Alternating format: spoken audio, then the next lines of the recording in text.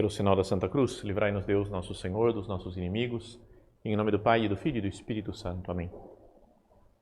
Meu Senhor e meu Deus, creio firmemente que estás aqui, que me vês, que me ouves. Adoro-te com profunda reverência. Peço-te perdão dos meus pecados e graça para fazer com fruto este tempo de oração. Minha Mãe Imaculada, São José, meu Pai e Senhor, meu anjo da guarda, intercedei por mim.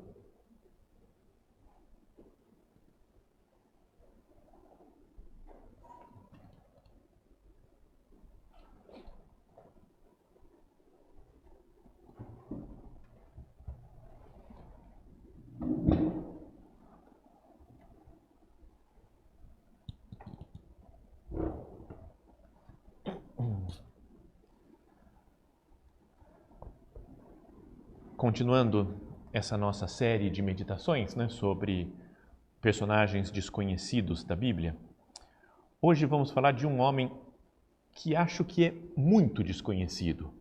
Uma pessoa que não sei se vocês já ouviram falar dele. Se chama Aod. A-O-D. É o nome como se traduz em português e em latim. Em inglês, italiano, francês, outras línguas, o povo chama de Ehud.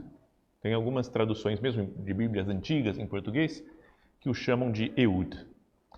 Então, deixa eu contar a história antes, um pouco anterior a ele, que é o fato super conhecido de Moisés ter ido libertar o povo, escravizado no Egito. O povo de Israel estava escravo no Egito. Então, caminharam 40 anos pelo deserto, até chegar à terra prometida. Deus tinha prometido uma terra onde corre leite e mel. Mas Moisés morreu antes, um pouquinho antes, ele viu a terra prometida, morreu, e quem entrou na Terra Santa, entrando por Jericó, derrubando as muralhas lá de Jericó, foi o Josué, que guiava o povo. Então o povo foi dividido, as 12 tribos de Israel foram divididas por toda a geografia lá da Terra Santa, da Terra Prometida. Mas não é que fosse tudo super pacífico, Para dominar um espaço, um lugar que Deus tinha dado para essas pessoas, para o povo de Israel, teve que ter muitas brigas, e às vezes eles eram invadidos por povos inimigos. O povo era meio bárbaro, meio ogro, assim, e eram contínuas as lutas, as guerras, entre os povos. E então morreu o Josué também, que era o líder do povo. E então não surgiu ninguém que fosse falar assim, esse é o grande líder de todo mundo aqui, de todo o pessoal que está na Terra Prometida. Mas foram surgindo algumas pessoas, que o pessoal via que era importante e começava quase a reinar, era chamado de juiz. Depois outro, depois esse daqui morria, passava um tempo em outro lugar da Terra Santa, aparecia outro juiz, alguma juíza, tem uma Débora, por exemplo, que era uma das juízas. E isso daqui está escrito no livro dos Juízes. Na Bíblia até assim, tem os 5 livros do Pentateuco, depois vem o livro de Josué e depois o livro dos Juízes. Talvez o juiz mais famoso é o Sansão, do cabelo comprido, força, etc. Falamos já uma vez do Jefté, que é outro dos juízes. Mas o primeiro que apareceu, ele se chamava Otoniel, primeiro líder lá do povo, Otoniel. E no 3º capítulo do livro dos Juízes começa a cena que eu queria meditar hoje. Depois da morte de Otoniel, o povo de Israel começou a praticar o que era mal aos olhos de Deus. Perdeu a liderança, morreu esse Otoniel, que era um homem bom, então o pessoal vai se perdendo, vai abandonando Deus. Como até mesmo nos dias de hoje a gente pensa, se não tem uma figura que eu consiga falar, eu vou seguir essa pessoa, tem que seguir Cristo, Mas tem às vezes uma pessoa, um padre, um papa, que nos anima à luta cristã. E aqui, quando perderam esse líder, o povo de Israel começou a praticar o que era mal aos olhos de Deus. Por este motivo, o Senhor fez com que Eglon, rei de Moabe, era um rei na região lá de Moabe, dos Moabitas, o rei Eglon se tornasse mais poderoso que os israelitas. Eglon conseguiu estabelecer uma aliança com os amonitas e os amalecitas. Então, outros dois povos. Então, estavam os moabitas e o rei deles, lá o Eglon, juntou com os amonitas e os amalecitas e marcharam contra Israel. Derrotou Israel, tomou-lhe Jericó. Então, a cidade de Jericó, que eles tinham conseguido, né, quando derrubou os muros lá, foi retomada outra vez por esses daqui, né, pelo Eglon, né, o rei de Moabe, moabita, amonita e amalecita. Fala assim, foram contra Israel, derrotou e tomou-lhe Jericó e a cidade chamada Palmeiras. Então também é outra coisa, não sei porque, só para uma referência para algumas pessoas aqui presentes. Mas pegaram essas duas cidades que eram importantes, Jericó e Palmeiras. E os filhos de Israel foram dominados e serviram a Eglon, rei de Moabe, durante 18 anos. Olha só a situação, né? A gente às vezes pensa não, que ficaram na terra prometida e foi só paz e amor. Mas não foi, perderam regiões que eles tinham tomado, foram escravizados, né? Tiveram esse Eglon, rei de Moabe, dominou durante 18 anos o povo de Israel. Mas então, outra vez, e aqui vem a coisa importante, né, que os filhos de Israel clamaram a Yahvé. Nesses momentos de que tem um outro rei que não é nosso, que está quase nos escravizando, não permite direito que nós prestemos culto. O que nós temos que fazer? Rezar. Tá? Espiritualmente, a gente pode ver que tem muitos eglons por aí, né? Muitas pessoas ou coisas ou ideias que vão nos escravizando, vão nos mundanizando. Então o povo de Israel clamou ao Senhor, Yahvé, e o Senhor lhes suscitou um Salvador chamado Aod, homem canhoto, filho do Benjamim Gera. Homem canhoto. Para que falar isso, né? Parece uma espécie de racismo quase, canhoto. Mas a ideia é que, para muitos povos antigos, não é talvez para o povo de Israel, os semitas, né? Era como que quase um defeito, uma fraqueza que a pessoa tinha, que são muito menos, né? Acho que dizem que é de 10 a 12% da população mundial é que é canhoto. E então, era quase como que para falar, esse Aod, filho de Gera, ele era canhoto, ele tinha esse problema, ele tinha esse defeito, entre aspas. A gente sabe que nem é defeito. Inclusive, até algum dia eu queria fazer um estudo mais aprofundado sobre os canhotos e a arte, e a ciência, a inteligência. Porque muita gente que brilhou na história da humanidade era canhoto. É super estranho isso. Fui pesquisar lá para ver quem que são, assim. Por exemplo, Aristóteles. Como sabem que ele é canhoto, não tenho ideia. Mas deve ter alguém falado em algum escrito antigo. Aristóteles. Newton. Então, o maior físico, talvez, de todos os tempos, Newton. E como se não bastasse, Einstein também, canhoto. Darwin, canhoto. Bill Gates, menos importantes que esses outros, mas canhoto. Indo mais para o passado, Alexandre o Grande, canhoto. Joana d'Arc. O Gandhi era canhoto. Winston Churchill, canhoto. Você fala, cara, todo mundo é canhoto? Alguns não tão exemplares, como Adolf Hitler, canhoto também. Napoleão Bonaparte, é assustador, né? Você fala, cara, todas as pessoas importantes assim, que fizeram o bem ou fizeram o mal, mas que de muito destaque na história, são canhotos. Outros dois nomes não são fracos, esses outros dois, Leonardo da Vinci e Michelangelo, então, também canhotos. Picasso, Charlie Chaplin, Mozart, Beethoven. Você fala, é muito assustador, não é? Todos esses caras, tudo canhoto. E trazendo mais próximo de nós, do nosso mundo, da nossa cultura, Maradona e Messi. Esses dois canhotos, gênios. Mas o que eu descobri também, lendo aqui, pesquisando, é que, pasmem, senhores, o Pelé também é canhoto. Dizem que ele chuta com a direita, chuta com as duas pernas, de cabeça, um gênio, Pelé faz de tudo, mas para escrever é canhoto. Nunca tinha sabido disso daí, descobri agora em algumas pesquisas. E já que estamos falando de futebol, tem um molequinho, 15 anos, que se chama Youssoufa Moukoko. Anota esse nome, Youssoufa Moukoko. 15 anos, joga no Borussia Dortmund.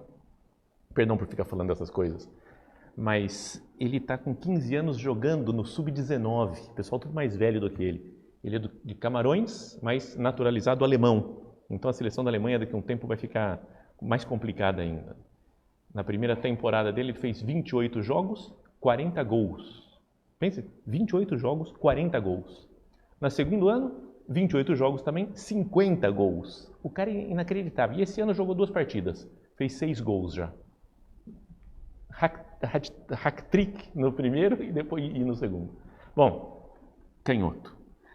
Então isso daqui é só para uma desviada, acho que no tema da meditação, mas porque algum dia eu gostaria de entender isso. Mas é visto como algo ruim. Até mesmo se a gente pensa, né, fala que Cristo, ao subir ao céu, sentou-se ao lado direito do Pai. Então, por que sentou do lado direito? Que importância tem? Todos os ícones antigos, quando Cristo está dando a bênção, é com a mão direita. Por isso que a gente faz o sinal da cruz com a mão direita. O leste, onde nasce o sol. Lembra quando a gente aprende os pontos cardeais? Mão direita, você aponta a mão direita para o leste, para a sua frente está o norte, para a mão esquerda, que está o oeste, onde o sol morre. Então, a ideia então desse texto, de fazer fincapé nisso daqui, de que era um homem canhoto, é para falar que era uma espécie de defeito dele. Vamos voltar para a história então. Então estava a situação lá, o Eglon dominando o povo de Israel, e Deus suscitou um salvador chamado Aod, homem canhoto, filho do benjaminita Gera. Por seu intermédio, os israelitas enviaram o pagamento de tributos a Eglon, rei de Moabe. Não é? Tinha que pagar uns tributos, pagar um dinheiro lá para ele, e foi o Aod falou, eu vou levar para o Eglon, pessoalmente eu vou entregar para ele esse dinheiro, junto com outros que estavam acompanhando.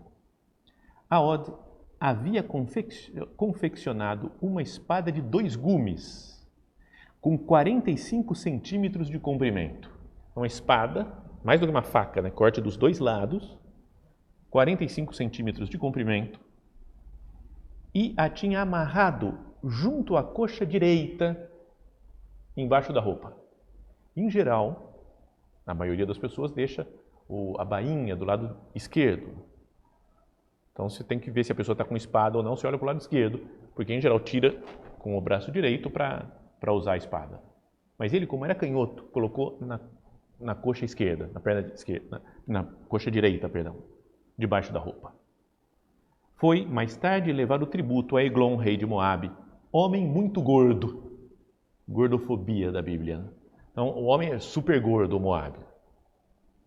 Uma vez entregue o tributo, Aod dispensou os carregadores de todo o dinheiro, os ouros, as coisas que tinha levado para o Moabe. Entretanto, ele voltou do lugar onde estavam os ídolos de pedra, próximo a Gilgal, para dizer ao rei. Então ele foi indo embora, deixou os acompanhantes dele embora e voltou sozinho para onde estava o rei Eglon.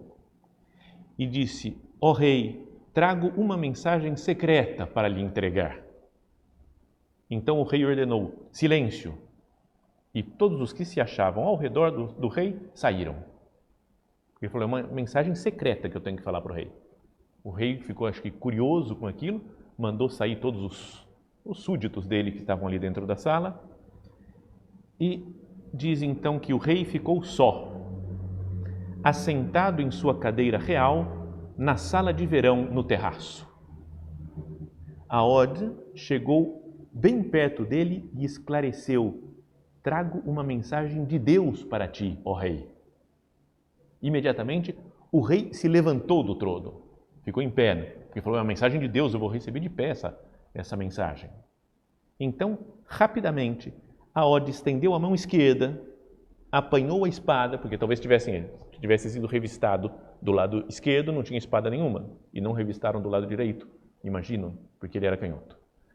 Então, rapidamente, Aod estendeu a mão esquerda, apanhou a espada de sua coxa direita e cravou-a na barriga do rei. Tão violento fora o golpe que toda a lâmina e o cabo da espada penetraram no ventre do rei, e a gordura se fechou sobre a espada sem que Aod pudesse retirá-la. é nojento. Né? Foi tudo gordão, colocou a espada inteira, até o cabo da espada, e o gordão engoliu a espada. O cara não conseguia nem tirar mais, ficou dentro dele, dentro do Eglon, a espada. Então Aod saiu pelo corredor, tendo fechado atrás de si as portas da sala de cima e trancado o ferrolho. Então ele trancou as portas, fugiu, deixou o rei ensanguentado, morrendo, sozinho lá na sala. Assim que ele saiu, chegaram os servos e encontraram trancadas as portas da sala superior e imaginaram: ele deve estar aliviando o ventre no banheiro de sua sala privativa. Olha só as coisas que a Bíblia fala. Então ficaram esperando. Aguardaram muito tempo, porquanto nem sempre o rei abria as portas do cômodo superior. Por fim, cansados de esperar, tomaram a chave e as abriram. E lá estava o seu senhor, caído no chão, morto. E então fala que depois disso, acabou o domínio do Moabe, né, dos Moabitas, do Eglon dos Moabitas, e voltou a ser um país livre e viveu em paz por 80 anos com o Aod guiando o povo de Israel. Talvez tenha ficado muito longa essa história daqui, mas acho que é importante a gente pensar, né, em algumas, olhando assim de fora, com a nossa mentalidade de agora, você fala, cara, não pode fazer o que ele fez, né? Ele enganou, foi lá e assassinou o rei, enganando, mentindo, fugiu. Mas ele tem alguns pontos fortes, importantes, características desse homem, mesmo que tenha feito, entre aspas, para nós, agora uma coisa ruim, ter assassinado uma pessoa. Mas ele tem liderança, não é porque ele pensou, tudo foi líder, falou, deixa que eu vou levar o tributo para o rei, eu vou resolver esse negócio. Ele tem esperteza, usa a inteligência dele para alcançar o objetivo dele, e depois, quando está com o povo, governou o povo com 80 anos de paz. Então, deve ter sido um bom governante também, o Aod. Então, agora, conversando com o Senhor, procurando fazer a nossa oração, quais as lições da vida e da história do Aod, desse fato, que nós podemos aplicar para a nossa vida e para a nossa história? Uma primeira ideia é que Deus responde às nossas súplicas de arrependimento. Lembra, o povo tinha feito mal para Deus. E assim falou que por isso eles começaram a ficar escravizados pelo Eglon. Então o povo todo orou, pedindo proteção de Deus, pedindo perdão. Falou, Senhor, eu estou arrependido. Yahvé, estamos arrependidos do nosso pecado. E Deus mandou esse Salvador, Aod. Então essa é a primeira coisa que queria que nós pensássemos. Deus responde às minhas súplicas de arrependimento, ao meu pedido de perdão. Então é preciso ter muita confiança no perdão que Deus nos dá sempre. Essa é uma primeira ideia, né, disso. O Senhor manda para nós o Salvador.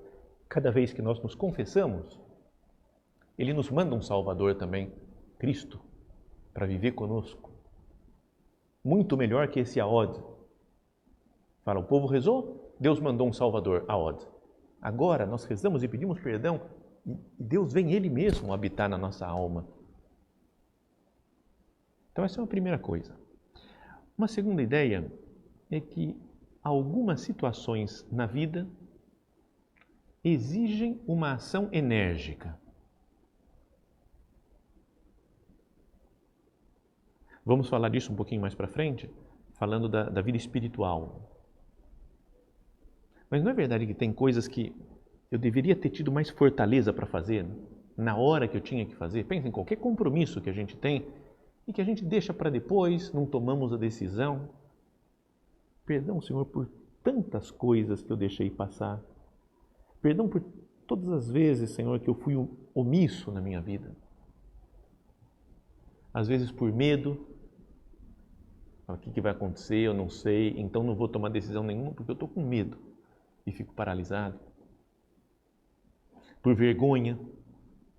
O que vão pensar, né? Se eu falo, se eu assumo que eu sou cristão aqui nesse ambiente. Por egoísmo. Não é porque eu estou nas minhas coisas, nos meus planos, nos meus projetos. Fico muito centrado, focado em mim mesmo e não tomo a decisão certa nas coisas que eu deveria ter assumido a responsabilidade. Por preguiça. Senhor, quanta preguiça, perdão por deixar as coisas para depois, por preguiça de trabalhar, de estudar.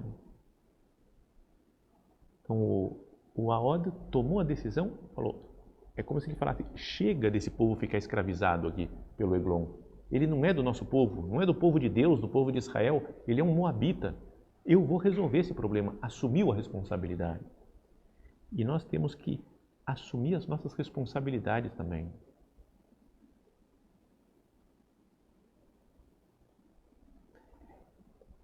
E um terceiro ponto é que Deus usou o fato dele ser canhoto para conseguir libertar o povo. Então, Deus usa também as nossas fraquezas para realizar a sua obra. Deus, Ele quer fazer coisas no mundo e a gente pensa, mas eu sou fraco, eu tenho esse defeito. Deus conta até com esses defeitos, até com as suas misérias. Quando nós cometemos um pecado, por exemplo, ele fala, foi errado isso, mas me deu uma consciência, por exemplo, da minha fraqueza. Então eu posso lutar mais, eu posso me empenhar mais agora para alcançar a santidade ou para transformar o mundo, para evangelizar. Deus usa as nossas fraquezas. Então eu devia ter otimismo. Vendo essa cena da Sagrada Escritura, nós deveríamos crescer em confiança de Deus porque Ele nos escuta as nossas orações, confiança em Deus porque Ele escuta as nossas orações, em fortaleza para tomar decisão enérgica, em otimismo porque Deus usa todas as minhas capacidades e as minhas faltas de capacidade para fazer as coisas que Ele precisa. Então, queria que nós, nesse final de meditação, fizéssemos uma espécie de exame de consciência, apoiados nessa história, desse personagem que, volto a dizer, parece que não tem nada a ver conosco. Né? Um homem lá de quase uns 3.000 anos antes de nós ele viveu, um lugar diferente. Matou uma pessoa. Mas se nós passamos por um campo espiritual, podíamos nos examinar de acordo com a seguinte pergunta: quando foi a última vez que Deus mostrou algo errado na minha vida e eu tomei atitude imediata e radical para corrigir o erro? O Eglon, rei de Moabe, era um mal para o povo de Israel. E tem muitas coisas que são um mal para nós também, que fazem mal para a nossa vida, para a nossa alma. Não é, sei lá, um site da internet que me leva a pecar. É como um Eglon, que eu tenho que ir lá e espetar a barriga dele, né, com a espada, e falar, vou matar esse negócio, vou cortar radicalmente uma coisa que me leva a pecar. Às vezes Deus me mostra uma preguiça enorme, né? Às vezes fazendo retiro, por exemplo, a gente fala, como eu sou preguiçoso. Isso está acabando com a minha vida espiritual. É um Eglon que eu tenho aí, gordo, Eglon gordo em cima de mim, de preguiça. Eu uso uma espada, a espada da palavra de Deus, dos sacramentos, para matar esse Eglon. Para que cada um de nós se examine. Qual que foi a última vez, né, que Deus me mostrou alguma coisa errada e eu atuei com presteza? Qual foi a última vez que eu pedi para Deus me mostrar como Ele poderia usar as minhas características, meus defeitos, ou minhas qualidades, como ele usou a mão canhota, a mão esquerda do Aod. Fala, Senhor, eu tenho essas características, você me conhece, tenho essas coisas boas, essas coisas ruins. Como é que eu faço, Jesus? O que você espera de mim? Como que eu posso aplicar essas características que eu tenho e às vezes só nós temos e outras pessoas não? Qual foi a última vez que eu fiz um plano, por exemplo, para obedecer a Deus em alguma área específica da minha vida e seguir esse plano, né, com determinação? Qual foi a última vez que eu obedeci a Deus claramente? As outras pessoas até perceberam, foi um exemplo, né, de obediência a Deus. Todo mundo me dizia para fazer um negócio, eu falei, não, peraí, calma. Deus quer que eu faça tal outra coisa.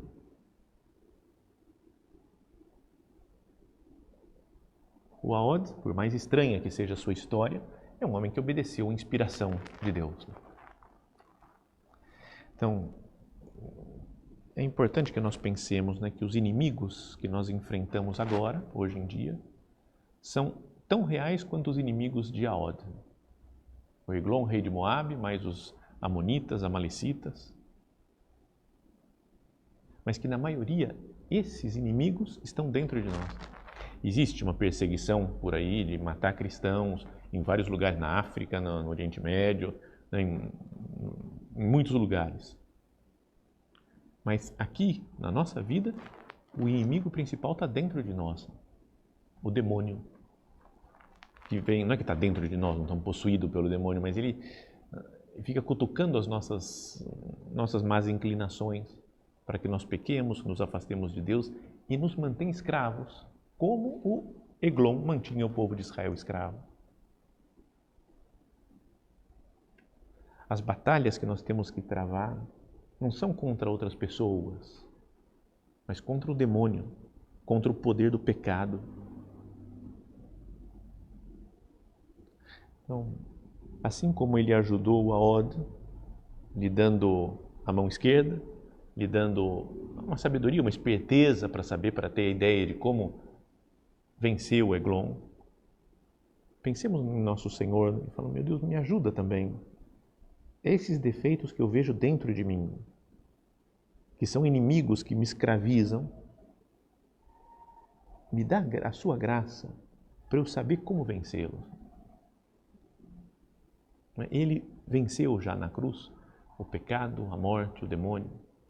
Então, quanto mais unidos a Jesus Cristo nós estivermos, mais nós vamos ser como esse Aod, que vai enfrentar o inimigo e vai vencer o inimigo. Vamos terminando, né, o nosso tempo de oração. Quem está do nosso lado sempre também, além de Jesus, nosso Senhor, é Maria Santíssima. Como ela está em corpo e alma no céu, ela tem essa característica dos corpos gloriosos que podem estar em vários lugares. Não está mais presa, né, às dimensões de tempo e espaço. Então está conosco agora. A minha mãe me ajuda a vencer os eglons que tem na minha vida. Que eu, com as minhas misérias, com as minhas fraquezas, saiba lutar. Te peço intercessão, mãe, para pedir graça a Deus nosso Senhor, para que eu me transforme interiormente, né, vença o pecado e os inimigos que estão dentro de mim, para depois vencer exteriormente, espalhando o reino de Deus entre as pessoas.